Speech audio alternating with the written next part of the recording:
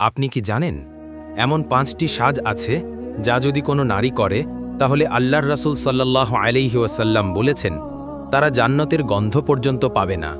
ভাবুন তো, শুধু সাজের কারণে কেউ চিরকাল জাহান্নামে থাকবে? আপনি কি জানেন সেগুলো কি? তা জানতে চাইলে ভিডিওটিতে লাইক দিন এবং কমেন্টে লিখুন, আল্লাহ আমাদের হেফাজত করুন। নাম্বার 1, উইগ বা আলগা চুল লাগানো। রাসূল সাল্লাল্লাহু আলাইহি ওয়াসাল্লাম বলেছেন, যে নারী নিজের চুলে আলগা চুল যোগ করে সে আল্লাহর অভিশপ্তদের অন্তর্ভুক্ত। নাম্বার 2, কপালে টিপ লাগানো।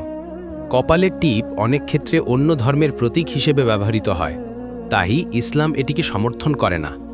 নাম্বার 3, ঘণ্টাযুক্ত নূপুর পরা। যে নূপুরের শব্দ হয় তা পুরুষের দৃষ্টি আকর্ষণ করতে পারে, তাই ঘণ্টাযুক্ত নূপুর পরা হারাম। তবে যে নূপুরে শব্দ নেই তা পরা যাবে, এতে কোনো গুনাহ নেই। নাম্বার 4, সুগন্ধি ব্যবহার করা।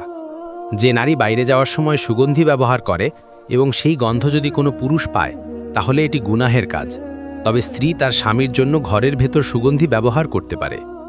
নাম্বার 5, ভ্রু প্লাক করা। রাসূল সাল্লাল্লাহু আলাইহি ওয়াসাল্লাম অভিশাপ দিয়েছেন সেই নারীকে যে নিজের ভ্রু প্লাক করে বা অন্যকে প্লাক করে দেয়। প্রিয় বোনেরা, সৌন্দর্য ক্ষণস্থায়ী, কিন্তু জাহান্নামের আগুন চিরস্থায়ী। আজই তওবা করুন।